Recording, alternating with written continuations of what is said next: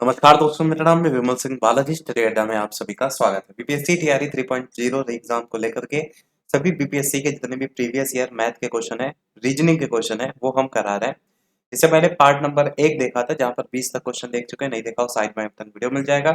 आज हम कंटिन्यू करेंगे प्रश्न नंबर 21 से, जिसमें रीजनिंग और मैथ दोनों के मिक्स पोर्शन देखने को मिलेंगे। तो पहला प्रश्न है, शहर ए से बी के लिए 2 बस टिकट और शहर ए से सी के लिए 3 टिकट की कीमत टोटल 77 रुपए है। लेकिन शहर ए से बी के लिए 3 टिकट और ए से सी के लिए 2 टिकट की कीमत 73 रुपए है। ऐसे जब भी क्वेश्चन आएंगे तो फिर आप एक्स मान के करेंगे, तभी आसानी से कर पाएंगे। तो आप यहाँ पर क्या कर सकते हैं, ए से बी के लिए आप क्या करिए, सबसे पहले मान लीजिए किराया की एक्स रुपए रहा होगा। अगर हम यहाँ पर लिख दें साइड में कि ए से बी तक अगर आपको जाना है तो किराया कितना, एक्स रुपए। इसी प्रकार ए से सी के लिए 3 टिकट की कीमत 77 ना, तो हम मान लेते हैं ए से अगर आपको सी पर जाना है तो उस कंडीशन में जो किराया है वो वाई रुपया है। अब इन्हीं के अकॉर्डिंग आप बना लेंगे समीकरण। कह रहा है कि अगर ए से बी के लिए 2 बस टिकट हैं, हमने क्या ए से बी के लिए एक्स माना है और 2 बस टिकट है यानी 2x हो जाएगा। तो हो जाएगा 2x प्लस आगे ए से सी के लिए 3 टिकट है, यानी कि ए से सी के लिए हमने y माना है और 3 टिकट है यानी 3y हो जाएगा। तो यहाँ पर हमारा 3y और इनका टोटल कितना है 77 हो जाएगा। सेम इसी प्रकार ए से बी के लिए 3 टिकट वापस है, यानी अब यहाँ पर अगला समीकरण बनाएंगे। समीकरण नंबर हमारा 1 हो गया। समीकरण 2 जो बनाएंगे वो अगली वाली लाइन से बनाएंगे। ए से बी के लिए x माना है और कितने 3 टिकट है यानी कि 3x हो जाएगा। प्लस आगे है ए से सी के लिए 2 टिकट, यानी यहाँ पर आपका 2y हो जाएगा और टोटल कितना है 73। अब आपको समीकरण 1 मिल गया, 2 मिल गया। इसको आप क्या करिए, x को बराबर कर लीजिए, जिससे आप x की वैल्यू काट पाए। हम क्या कर सकते हैं, यहाँ 2x है 3x है, इसको दोनों को 6x बना सकते हैं। तो ऊपर 3 से गुणा कर दें, 2 3 जा 6, और नीचे 2 से कर दें पूरे समीकरण में। यहाँ पर हम 3 से गुणा कर दें और यहाँ पर हम पूरे समीकरण में 2 से गुणा कर दें। और जब गुणा करते हैं ना तो पूरे समीकरण से करते हैं, इस बात को हमेशा ध्यान रखिएगा। तो अगर यहाँ गुणा करने पर क्या आएगा, 6x आएगा प्लस 3 तिया 9y आएगा बराबर 77 को 3 से गुणा करेंगे तो 231 आएगा। उसके बाद अब 2 से करेंगे तो 2 3 जा 6x आएगा प्लस 2 2 जा 4y आएगा बराबर 73 को 2 से करेंगे तो 146 आएगा। समीकरण 1 2 आ गया, 6x दोनों तरफ बराबर हो गया। अब इसको सॉल्व कर लीजिए। तो यहाँ पर आपको पता है ना, जब आप सॉल्व करते हैं चिन्ह बदल जाती है। ये माइनस का हो जाएगा, ये प्लस का हो जाएगा। मतलब अगर पहले से प्लस का है तो माइनस का हो जाएगा, ये प्लस का है तो ये माइनस का हो जाएगा। अब ये ऊपर वाला प्लस का है 6x, ये माइनस का 6x तो कट जाएगा। 9y में से 4y माइनस करेंगे क्योंकि माइनस बदल गया ना, तो यहाँ पर कितना आया 5y आया। इसी प्रकार -146 में है वैल्यू, माइनस में है तो यानी 231 में 146 घटाएंगे तो 85 आएगा। 5y की वैल्यू अगर 85 है तो y की वैल्यू कितनी आएगी, यहाँ से आपकी y की वैल्यू निकल करके आ जाएगी 17। 17 पंचे होता है।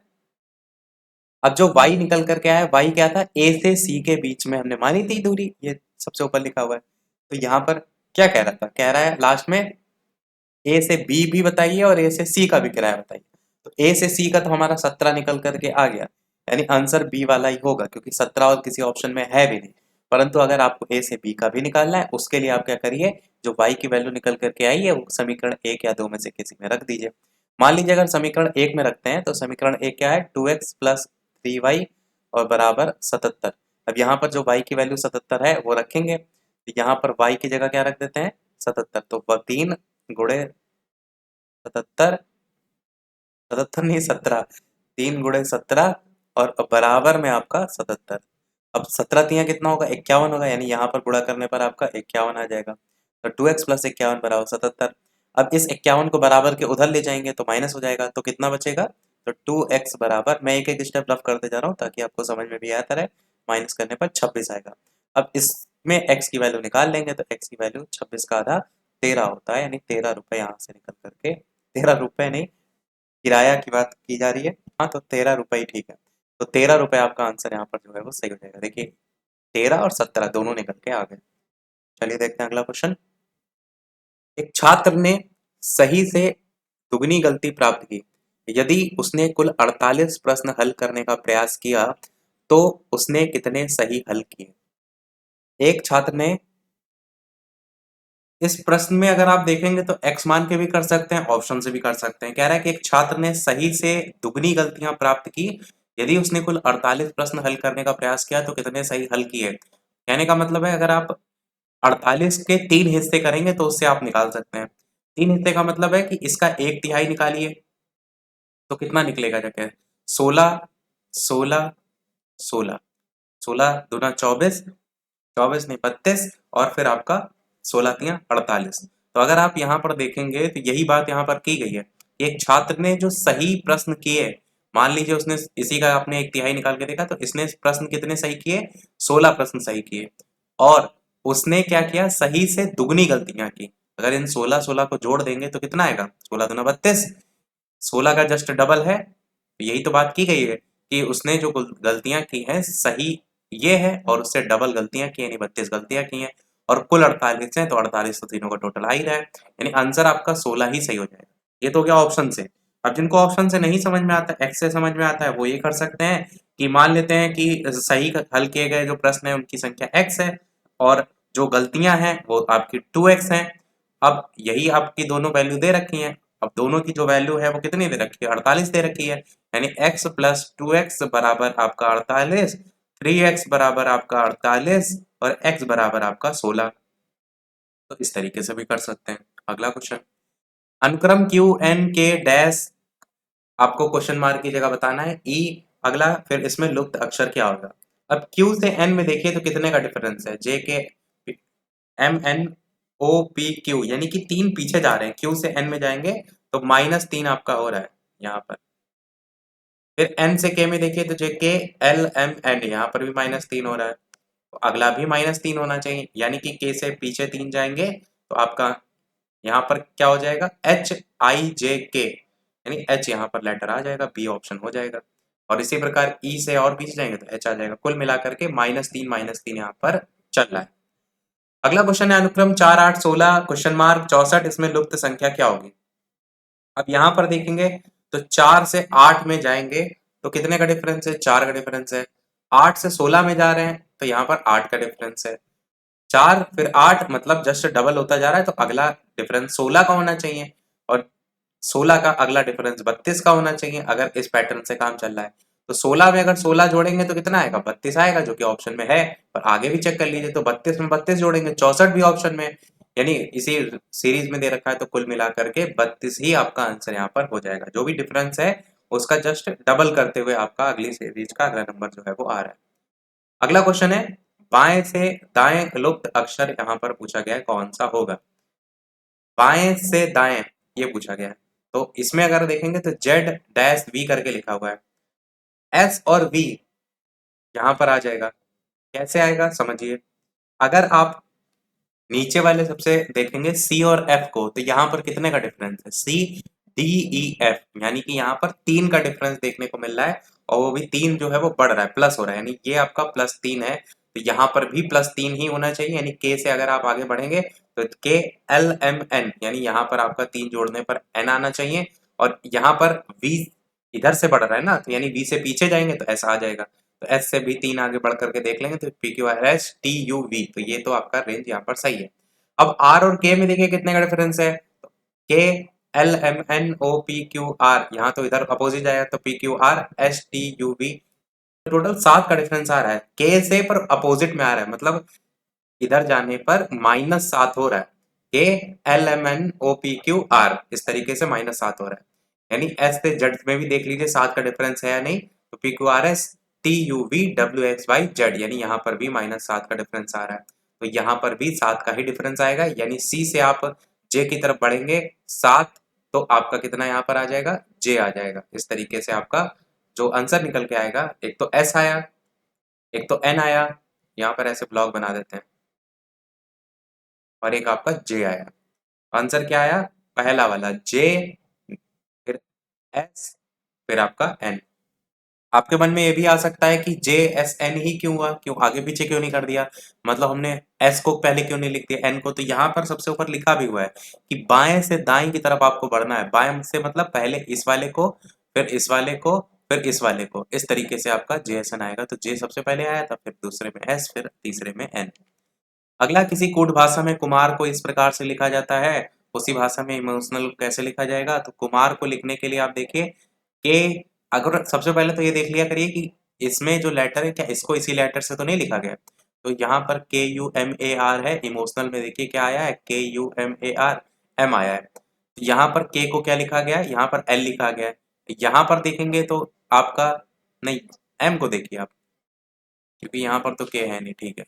तो आप एम को देखिए, एम को क्या लिखा गया, एन लिखा गया है। यहाँ पर एम है और ऑप्शन में एक एन दे रखा है, यहाँ भी एन दे रखा है, यहाँ भी एन दे रखा है। परंतु क्या बाकी सभी लेटर दे रखे हैं, जैसे कुमार में तो K U M A R E है, क्या यहाँ पर एल दे रखा है, नहीं दे रखा है। तो कुल मिलाकर के यहाँ पर ये पैटर्न फॉलो नहीं हो रहा है कि किसी लेटर से किसी लेटर को डिनोट किया गया होगा, यहाँ पर कुछ प्लस या माइनस हो रहा होगा। अब जैसे के से एल में देखेंगे तो जे के एल होता है, यानी आपका एक जस्ट बढ़ रहा है, +1 हो रहा है। यू से बी में देखेंगे तो P Q R S T U V, यानी यहाँ पर भी आपका +1 हो रहा है। तो ऐसे ही संभवतः आगे भी +1 हो रहा होगा।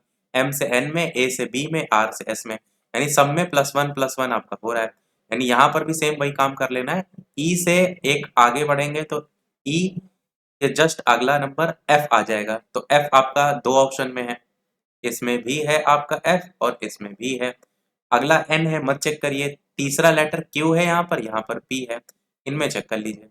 तो यहाँ पर तीसरा क्या था, ओ था। ओ से जस्ट अगला बढ़ेंगे तो एम एन ओ पी होता है, यानी पी वाला ऑप्शन यहाँ पर बी वाला जो है वो सही हो जाएगा। इस तरीके से आपका आंसर निकल के आ जाएगा। अगला क्वेश्चन देखते हैं। 27 एक कक्षा में 31 छात्रों में अनिल और सुनील का क्रम ऊपर से 7वां और 11वां है। कक्षा में नीचे से उन दोनों का क्रमशः क्रम क्या होगा। जब किसी नंबर को आप ऊपर या नीचे से गिनते हैं तो आप देखेंगे वो ओवरलैपिंग हो जाती है। मतलब मान लीजिए कि अगर ये टोटल 5 बच्चे बैठे हुए हैं, 1 2 3 4 5, मैं आपसे कहूं कि ऊपर से किसी की रैंकिंग आती 5 में, यहाँ पर जैसे अनिल और सुनील का क्रम आया ना, उसी प्रकार ऊपर से मान लेते हैं कोई चौथे नंबर पे आया है, ठीक।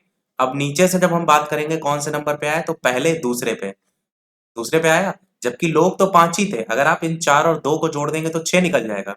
तो एक नंबर एक्स्ट्रा निकल रहा है, ये बात आपको इस चीज से समझ में आनी चाहिए। तो ये एक इसीलिए घटाया जाता है। मतलब अगर 31 छात्रों में अनिल और सुनील के क्रम की बात करें तो अनिल 7वें नंबर पर है। तो आपको क्या करना पड़ेगा, सबसे पहले 31 में से 7 को घटाएंगे, और जो एक अभी मैंने बताया ओवरलैपिंग होती है, उसको आप एक यहाँ पर जोड़ देंगे। 31 में 7 जाएगा, कितना आएगा, तो आपका आएगा 24, और उसमें एक जोड़ देंगे यानी 25, यानी 25वें नंबर पर आपका कौन आ रहा होगा, अनिल आ रहा होगा। इसी प्रकार आप सुनील का निकालेंगे तो आपका 31 छात्र हैं जिसमें से 11वें नंबर पे आ रहा है, और एक यहाँ पर जोड़ देंगे घटाने पर, तो यहाँ पर वैल्यू कितनी आ जाएगी, 21वें आ जाएगी। तो इस प्रकार से किसकी है ये, सुनील की है। तो 25 और 21 आपका ऑप्शन देखेंगे सी वाला निकल के आ जाए। अगला क्वेश्चन है 28। एक्स का अर्थ है डिवाइड, माइनस का अर्थ है इस तरीके से दिया गया, तो जो ये वैल्यू लिखी ना इसी में वैल्यू लिख लीजिए 3। माइनस के लिए क्या लिखा गया है, मल्टीप्लाइड 15। डिवाइड के लिए क्या लिखा गया है, +19 ब्रैकेट। मल्टीप्लाइड के लिए क्या लिखा गया है, डिवाइड 8, और प्लस के लिए क्या लिखा गया है, -6। जो ये लिखा था बस चिन्ह बदल गए, तो हमारा चिन्ह बदलने के बाद जो निकल के आया 3 गुणे 5 +19 डिवाइडेड 8 -6। अब इसको सॉल्व करेंगे तो सबसे पहले तो ब्रैकेट के बाहर ही सॉल्व करें। देखिए डिवीजन मल्टीप्लिकेशन जो एडिशन वाला क्रम चलता है उसको आपको हमेशा ध्यान रखना है। तो मल्टीप्लिकेशन सबसे पहले कर लीजिए, 15 तिया कितना हो जाएगा, 45 हो जाएगा, और 45 में आप 19 जोड़ देंगे तो कितना आएगा, 64 आएगा। तो यहाँ पर आप 64 सीधे सीधे लिख दीजिए, और ब्रैकेट खोल देंगे तो डिवाइडेड 8 और माइनस का 6। डिवाइड पहले होता है कि माइनस पहले होता है, पहले डिवीजन आता है, फिर मल्टीप्लिकेशन, फिर एडिशन, फिर सब्ट्रैक्शन, यानी डिवाइड पहले करेंगे। तो 8 8 जा 64 होता है, यानी यहाँ डिवाइड करने पर आपका 8 आएगा, माइनस का 6 आएगा, 8 में से 6 घटाएंगे 2 बचेगा, आंसर आपका 2 यहाँ पर हो जाएगा। अगला क्वेश्चन देखते हैं 29। स्पोर्ट्स लोगो से संबंधित है उसी तरह जैसे नेशन संबंधित है एम्बलम से या एनिमल से, रूलर से, एंथम से, कौन सा सही होगा? आंसर यहाँ पर एम्बलम, पहला ऑप्शन यहाँ पर सही हो जाएगा। लोगो स्पोर्ट्स का चिन्ह होता है, तो उसी प्रकार एम्बलम जो होता है वो नेशन का चिन्ह होता है। अगला है 3 और 4 के बीच किस समय घड़ी की दोनों सुइयां एक साथ जो है वो होंगी? ये क्वेश्चन कल फॉर्मूला कराया भी था, तो अब आपको कोशिश करनी चाहिए कि वीडियो को रोक कर खुद से ट्राई करना चाहिए, उसके बाद आंसर देखना चाहिए। तो फॉर्मूला क्या बताया था? तो फॉर्मूला होता है थीटा बराबर 30 एच मतलब घंटे माइनस 11 m मतलब मिनट बटे 2। अब यहां पर देखेंगे तो थीटा की वैल्यू क्या है? कह रहा है कि 3 और 4 के बीच किस समय घड़ी की दोनों सुइयां एक साथ होंगी। एक साथ का मतलब मैंने बताया था कि थीटा की वैल्यू 0 हो जाएगी, तो यहां पर आप क्या रख लेंगे? सीधे सीधे 0 रख लेंगे। एच की वैल्यू क्या दे रखी है? तो यहाँ 3 और 4 के बीच का पूछ रहा है ना, तो 3 घंटे के लिए हम यहाँ पर एच की जगह क्या रख लेंगे? 3 रख लेंगे। एम की वैल्यू निकालनी है, 30 दिया कितना हो जाएगा? 90 हो जाएगा, तो यहाँ पर आपकी वैल्यू निकल करके आ जाएगी 90। 90 माइनस 11 m बटे 2। अब यहाँ पर 90 को आप ऐसे रहने दीजिए, 2 को आप उधर ले जा सकते हैं, या आप ऐसे भी कर सकते हैं कि ये 90 माइनस का है, अगर आप इसको सॉल्व करें अगले पे, तो 11 m बटे 2 को इधर ही रखिए और 90 को बराबर के उधर ले जाएंगे तो वो 90 प्लस का हो जाएगा। अब 2 को इधर मल्टीप्लाइड कर दीजिए, 2 को उधर मल्टीप्लाइड करने पर 9 दूना 18 यानी 180 आ जाएगा। अब m की वैल्यू अगर निकालेंगे तो आपका 180 बटे 11 हो जाएगा। अब 180 बटे 11 सॉल्व कीजिए, कितनी बार हो जाएगा? 11 का नम 11, तो यहाँ पर कितना बचा? 12 13 14 15 16 17 18, यानी आपका 7 बचा। अब यहाँ पर 70 लिखा है, यानी आप 6 बार में ले जाएंगे, यानी कि 66 आएगा। और 66 आने के बाद 4 बच रहा है, 4 शेषफल बच रहा है, और 66 आया मतलब 16 सही 4 बटे 11। इस तरीके से 3 बजकर 16 सही 4 बटे 11 मिनट आपका आंसर आ जाएगा। ये बस फॉर्मूला पता होना चाहिए, आसानी से आप कर ले जाएंगे। अगला क्वेश्चन देखते हैं। आधे क्वेश्चन लगभग करा चुके हैं, वीडियो लाइक शेयर जरूर करते रहिएगा। बाकी जो भी चैनल पर नए हो सब्सक्राइब करके भी अवश्य जुड़ जाइएगा, ताकि आगे आने वाला नोटिफिकेशन आप तक पहुंचता रहे। बाकी मुझे नहीं लगता कि जो पेपर में मैथ आता है उसका लेवल बहुत ज़्यादा कठिन है। अगर आप थोड़ा थोड़ा भी डेली लगाते रहेंगे तो इंटरेस्ट आपका बना रहेगा, नए नए क्वेश्चन देखते रहेंगे, कर ले जाएंगे। क्योंकि पीआरटी का अगर भी पेपर उठा के देखेंगे तो मैथ सरल आती है। प्रश्न देखते हैं, लाइक जरूर करते रहिएगा। तो निम्नलिखित में से कौन सा प्रयुक्त संख्या का वर्ग जो है वो नहीं हो सकता है, ये आपसे यहाँ पर पूछा गया है। और यहाँ पर सभी संख्याएं भी दे रखी हैं। जैसे पहला अगर विकल्प देखेंगे तो यहाँ पर 27225 करके दिया हुआ है, ये है इसका 165 का स्क्वायर। दूसरा वाला 183 का स्क्वायर। तीसरा वाला 176.76, आंसर सी वाला हो गया क्योंकि किसी का स्क्वायर नहीं है। और 15 625 125 का स्क्वायर होता है। बाकी इसकी एक ट्रिक भी होती है, मतलब यहाँ पर तो ट्रिक वो फुलफिल नहीं हो रही है, पर आपको ये चीज पता होना चाहिए कि 2 3 7 और 8, ये संख्या अगर किसी संख्या के इकाई का अंक है तो वो संख्या फिर पूर्ण वर्ग नहीं हो सकती। कोई भी संख्या आप सोच लीजिए जिसके लास्ट में आपका 2 आ रहा है, मतलब किसी संख्या का स्क्वायर में, तो ऐसा नहीं आपको देखने को मिलेगा। जैसे अगर 2 का स्क्वायर देखेंगे तो लास्ट में 4 आ जाएगा, 3 का स्क्वायर 9 आ जाएगा, 4 का स्क्वायर 16 आ जाएगा तो लास्ट में 6 आ रहा है, 5 का स्क्वायर 25 आखिरी में 5 आ रहा है, 6 का स्क्वायर 36 6 आ रहा है, 7 का स्क्वायर 49 में 9 आ रहा है, 8 का स्क्वायर 64 में 4 आ रहा है। इसी प्रकार आपको 2 3 7 8 किसी भी इकाई अंक में, मतलब स्क्वायर के इकाई अंक में देखने को नहीं मिलता है। तो ये तरीका होता है, इससे आप छाट सकते हैं। हालांकि यहाँ पर 3 1 2 4 5 5 आ रहा है, 5 तो स्क्वायर में ही होता है, 25 में ही होता है, तो इसलिए ये आपका यहाँ पर नहीं फुलफिल्ड हो रहा है। पर ये टाइप के क्वेश्चन जब आते हैं तो इन पर ही बेस्ड आते हैं। अगला क्वेश्चन देखते हैं।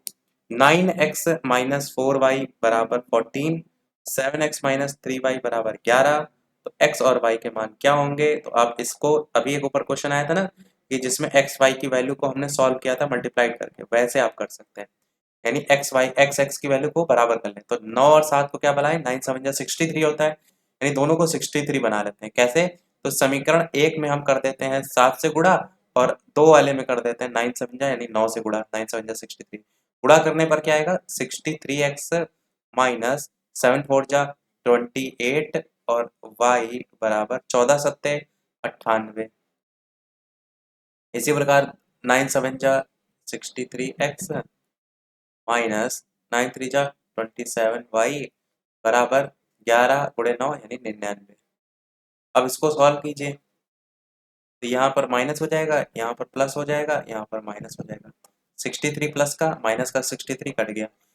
28 मई 28 वाई जो है मई नहीं 28 वाई प्लस का नहीं है माइनस का है, पर 27 वाई अब क्या हो गया प्लस का हो गया। तो प्लस माइनस क्या होता है माइनस होता है, तो बचेगा क्या माइनस का वाई बचेगा, क्योंकि जो प्लस वाली वैल्यू है वो आपकी अपेक्षाकृत माइनस वाले से छोटी है इसलिए माइनस में आएगा।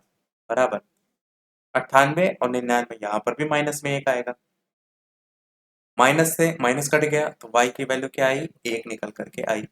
अब यहाँ पर जो y की वैल्यू आपसे पूछी गई थी वो देखेंगे एक ऑप्शन में दे रखी है, तो आंसर यही हो जाएगा।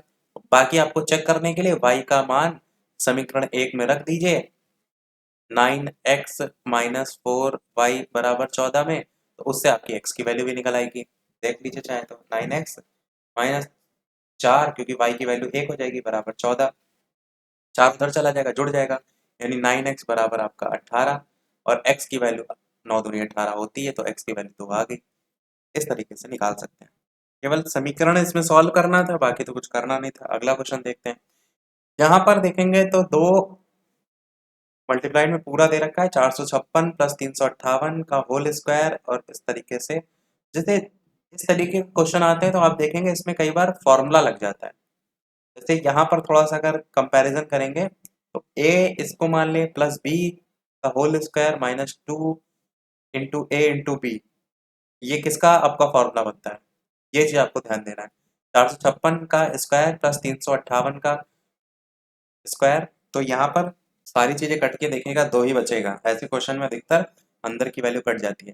तो जैसे दो को आप बाहर रखे हैं रखे रहने दीजिए, ब्रैकेट में देखिए तो 456 प्लस 358 और इसका होल स्क्वायर ये लिखा हुआ है। अब a प्लस बी का होल स्क्वायर का फॉर्मूला क्या होता है A square plus B square plus 2ab, तो यही यहाँ पर फॉर्मूला हम खोलेंगे। आपको हमने बता दिया ताकि आपको समझ में आता रहे।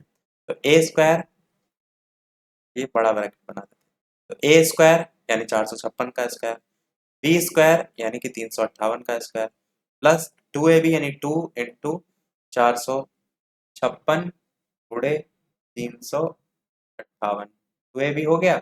और माइनस का 2 करके जो लिखा था वो ऑलरेडी लिखा रहने दीजिए।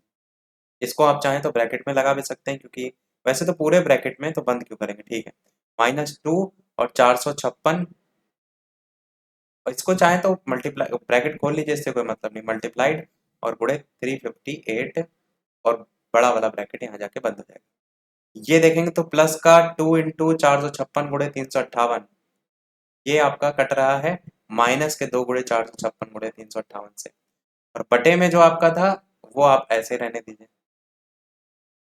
बटे में आपका ऑलरेडी क्या था 456 का स्क्वायर प्लस 358 का स्क्वायर, ये देखेंगे तो नीचे वाली वैल्यू और ऊपर वाली वैल्यू से ये कट जाएगा, तो बचा क्या बचा तो केवल 2 ही, आंसर क्या हो जाएगा 2 हो जाएगा। यही मैंने आपको कहा कि आपको इस तरीके से बनाना ही होता है कि बाकी सारी चीजें इसमें कट जाए। अगला क्वेश्चन देखते हैं कि दिए गए N 9x square plus 6x minus 35 बराबर 0 है, तो x की वैल्यू क्या होगी। इसमें आप क्या कर सकते हैं, यहाँ पर अगर 35 देख रहे हैं और यहाँ पर 9 देख रहे हैं, इनका आपस में मल्टीप्लीकेशन जो होता है उसी के हिसाब से आपको 6x को ब्रेक करना होता है। यानी 6x को जो ब्रेक करेंगे वो आप 9x स्क्वायर को ऐसे रहने दीजिए, 6x को लिखेंगे 21x माइनस 15x, और माइनस का जो 35 है वो आपका ऐसा ही रहेगा। अब आप कहेंगे कि 21 और 15 में ही क्यों आपका इसको हमने ब्रेक किया है, तो इसके लिए आपको सबसे पहले 35 को 9 से गुणा करना पड़ेगा। 35 को 9 से गुणा करेंगे तो आपका 315 आपको जो है वो मिलेगा। सेम यही काम आपको जो हमने यहाँ पर दो संख्याएं लिखी हैं 21 और 15 की, आपको भी दो ऐसी संख्याएं लेनी होती हैं जिनको जोड़ने या घटाने पर ये 6x वाली वैल्यू आए और मल्टीप्लिकेशन करने पर इसी 315 के बराबर आए, तो 21 15 को गुणा करेंगे 315 के बराबर आ जाए। ये होता है गुणनखंड करने का तरीका। अब यहाँ पर आप 9x स्क्वायर 21x है, क्या कॉमन ले सकते हैं, 3x कॉमन ले सकते हैं और स्क्वायर को कॉमन लेना नहीं है, तो 3 3 जा 9 यानी 3 बचेगा, एक्स स्क्वायर है तो x बचेगा प्लस 3, यहाँ पर पूरा x कॉमन लिया गया ना, तो 3 7 जा सीधे सीधे 7 बचेगा। अब यहाँ पर देखेंगे प्लस आ रहा है यानी यहाँ से माइनस कॉमन ले लीजिए ताकि अंदर भी प्लस आप बना सकें। तो यहाँ पर कॉमन क्या ले सकते हैं, 5 कॉमन ले सकते हैं और 5 तिया 15 यानी 3 बचेगा, x भी बचेगा और 7 बाहर में जाएगा यानी प्लस का 7 और बराबर में आपका 0। 3x प्लस 7 यहाँ भी, 3x प्लस 7 यहाँ भी और 3x माइनस 5, ये वाला 3x और इधर वाला 5 ये हमने एक तरफ लिख लिया और 3x माइनस 3x प्लस 7 जो है वो एक तरफ रख लिया और बराबर आपका 0। अब यहाँ पर एक वैल्यू तो आपकी प्लस में आ जाएगी, एक वैल्यू माइनस में आ जाएगी, तो आपको ऑप्शन में देखिए तो दोनों ही वैल्यू पूछी गई हैं, तो आप उस हिसाब से दोनों वैल्यू निकालेंगे। अगर पहले से निकालेंगे तो क्या निकलेगी, x बराबर माइनस का 5 उतर जाएगा, 5 हो जाएगा प्लस का और 5/3 यानी यहाँ से आपका 5/3 एक वैल्यू आ जाएगी। दूसरी क्या आएगी, 7 हो जाएगा माइनस का, तो -7 और ये बटे में जाएगा 3 यानी यहाँ से -7/3 आ जाएगा। तो दो नाम मान निकल के आएंगे, 5/3 -7/3 पहले ऑप्शन में आपको देखने को यहाँ पर मिल रहा है। अगला क्वेश्चन देखते हैं, और तो ऑप्शन कोई ऐसा नहीं है ना उसमें प्लस में वैल्यू, ठीक है। अगला क्वेश्चन 35 है, 2021 में जो मेट्रो शहर है भागलपुर की जनसंख्या दे रखी है, यदि यह 2% की दर से सालाना बढ़ रही है तो 5 साल बाद जनसंख्या क्या होगी। इसके लिए तो आप सीधे जो चक्रवृद्धि ब्याज साधारण ब्याज पढ़ते हैं फॉर्मूला डायरेक्ट लगा सकते हैं। फॉर्मूला क्या होता है, P1 प्लस R अपॉन 100 की पावर n। अब यहाँ पर P क्या हो जाएगा, जो संख्या है टोटल जनसंख्या 48,7,0,0,0 और 1 प्लस R की वैल्यू क्या होगी, 2% की दर से बढ़ रहा है तो 2 हो जाएगी बटे में आपका 100 और n मतलब 5 साल के लिए। अब इसको सॉल्व करेंगे तो ऊपर जाकर जुड़ जाएगा 102/100 यानी इसको सॉल्व करने पर 102/100 आएगा और इसको पूरा सॉल्व करने पर जो वैल्यू आएगी डायरेक्ट बता दे रहे हैं तो 53,5,700 करके जो देख रहे हैं, वैसे पॉइंट में आएगी ये वाली नहीं आएगी, ए वाली आएगी 53,7,687.4 करके जो है ये निकल के आएगा। अगला क्वेश्चन देखते हैं, यदि 9 विद्यार्थी हैं जिनकी औसत अंक 25 हैं और 4 विद्यार्थी हैं जिनका औसत अंक 8 है तो 14 विद्यार्थियों का औसत अंक कितना होगा। 9 विद्यार्थियों का 25 है तो 25 गुणे 9 कितना हो जाएगा, 25 गुणे 10 होता है 250, 9 मतलब एक 25 कम कर देंगे तो 225 बचेगा। 5 विद्यार्थियों का औसत 8 है, 5 विद्यार्थियों का औसत 8 के हिसाब से आपका 40 हो जाएगा। तो 14 विद्यार्थियों का पूछा गया है, 14 का पूछा गया है, कहने का मतलब ये है कि सारे विद्यार्थी पहले 9 थे और बाद में 5 थे तो 9 5 कितना होगा, 14 ही होगा। यानी 225 और 40 जो है दोनों को जोड़ दीजिए, कितना आएगा, 225 और 40 को जोड़ेंगे तो 265 आएगा। और इनका एवरेज पूछा गया है। औसत निकालने के लिए क्या करते हैं, पदों का योग बटे पदों की संख्या, पदों की संख्या कितनी है 14 है, इसे डिवाइड करेंगे तो 18 बार में जाएगा, दशमलव में आपका 9 आएगा जो कि इनमें से किसी ऑप्शन में नहीं है, तो ई वाला ऑप्शन यहाँ पर सही होगा। अगला क्वेश्चन है, दो विद्यार्थी हैं अनिल और आसीमा एक परीक्षा में उपस्थित हुए। अनिल के परीक्षा में उत्तीर्ण होने की प्रायिकता 0.5 है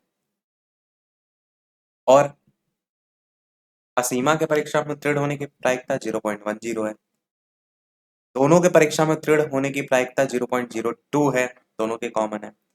उनमें से कम एक उत्तीर्ण नहीं होगा, इसकी प्रायिकता क्या होगी। इसके लिए आपको क्या करना पड़ेगा, अगर आप अनिल के परीक्षा के जो उत्तीर्ण होने की प्रायिकता है उसको अलग रखें, असीमा के रखेंगे 0 पॉइंट और दोनों का जो कॉमन है वो रखेंगे, तो कम से कम एक उत्तीर्ण के लिए आपका जो तरीका होता है वो होता है 1 माइनस पी, और जो पहले वाला था यानी कि अनिल वाला उसके लिए ई लिख देते हैं और दूसरा आपका ये वाला जो साइन आप देखते हैं अगर उल्टा यू बनाए तो यूनियन है और ये होता है इंटरसेक्शन का और इसके साथ एफ। अब ये फॉर्मूले में जो वैल्यू रखेंगे तो 1 माइनस ये जो वैल्यू है ये पूरी है जो दोनों में कॉमन है, दोनों परीक्षा में उत्तीर्ण होने की प्रायिकता 0.02 है, बस इसको सीधे सीधे आप 1 से घटा देंगे, यहाँ पर आंसर 0.98 जो है वो आ जाएगा जो कि ऑप्शन बी वाले में दे रखा है। ये निकल के क्या आया हमारा कि कम से कम एक उत्तीर्ण नहीं होगा, उसकी जो प्रायिकता है वो।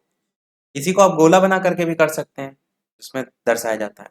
अगला है राम और मोहन मिलकर के एक खाई को 12 दिनों में खोद सकते हैं। राम अकेला अगर 30 दिनों में खोद सकता है तो मोहन अकेला कितने दिनों में से खोद सकता है। ये क्वेश्चन इस पर बेस्ड एक कराया भी था। तो राम और मोहन का सबसे पहले 12 दिनों में काम कर रहे हैं, अकेले का एक दिन का काम निकालेंगे तो कितना आएगा, 12 से 1/12 हो जाएगा। ये एक दिन का काम है। अब अकेला जो राम कर रहा था 30 दिनों में कर रहा था काम, एक दिन का इसका जो निकलेगा वो आपका 1/30 निकलेगा। बटे में वैल्यू निकाल लेते हैं। अब मोहन का अगर एक दिन का काम निकालना है, देखिए ये दोनों का है, ये अकेले राम का है।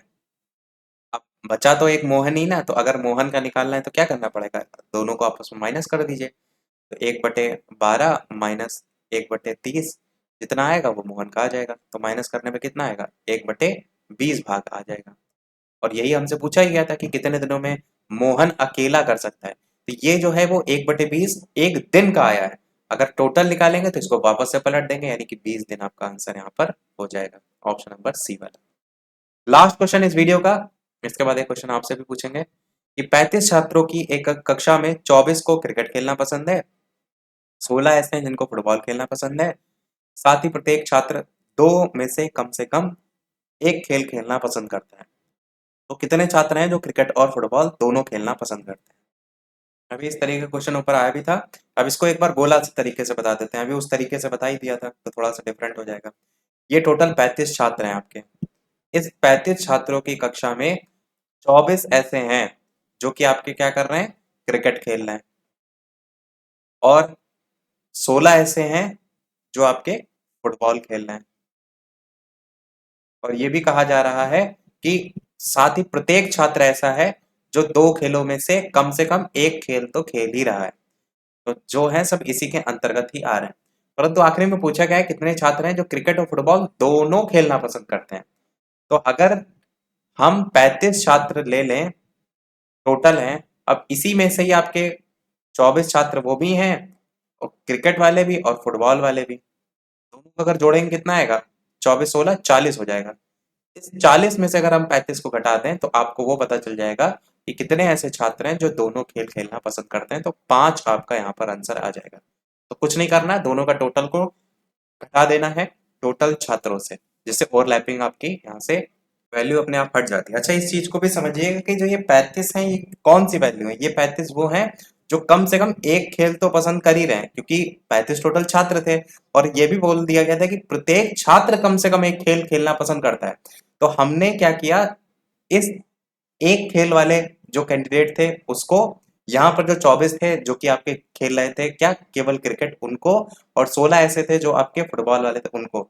इसीलिए हमने आपस में डिफरेंस करके निकाल लिया कि 5 कैंडिडेट ऐसे होंगे जो क्रिकेट और फुटबॉल दोनों खेलना पसंद कर रहे हैं। अब एक प्रश्न आपके लिए भी। इसके अलावा जो भी चैनल पर नए हो, वीडियो लाइक शेयर जरूर करते रहिएगा। कोशिश हम कर रहे हैं इसी प्रकार मैथ आगे भी कराते रहें। बस लाइक शेयर आपका मिलता रहता है तो मोटिवेशन मिलता रहता है। साथ ही कोई प्रश्न ना समझ में आए, कोई डाउट हो तो वो भी कमेंट में अवश्य पूछ लीजिएगा। ये प्रश्न आपके लिए है जिसका आंसर वीडियो के मेन कमेंट में बताइएगा कि 5 घड़ियां क्रमशः 3 4 5 6 और 7 सेकंड के अंतराल पर बजती हैं। किसी समय उनके एक साथ बजने के कितनी देर बाद वे फिर से एक साथ बजेंगी। 3 मिनट 30 सेकंड, 5 मिनट या 6 मिनट या 7 मिनट। जिसको ये क्वेश्चन बिल्कुल ही नहीं आता है उनके लिए थोड़ा सा एक हिंट है कि इस तरीके के क्वेश्चन को निकालने के लिए इन सभी का एलसीएम लेना होता है, और जो एलसीएम निकल करके आएगा उसी के आपको यहाँ पर मिनट के आधार पर वैल्यू बतानी। हिंट मैंने बता दी है, सॉल्व कीजिएगा, वीडियो के मेन कमेंट बताइएगा आंसर। आगे आने वाले क्वेश्चन में इसका आंसर फिर हम आपको करा देंगे। तो आज की वीडियो में फिर इतना ही रखते हैं। टेलीग्राम चैनल से नहीं जुड़े हो तो बालाजी डेटा सर्च करके जुड़ सकते हैं। कोई प्रश्न हो, कोई सुझाव हो तो अवश्य बताइएगा और वीडियो लाइक शेयर जरूर करते रहिएगा। मिलते हैं अगले अपडेट में, तब तक के लिए नमस्कार, जय हिंद।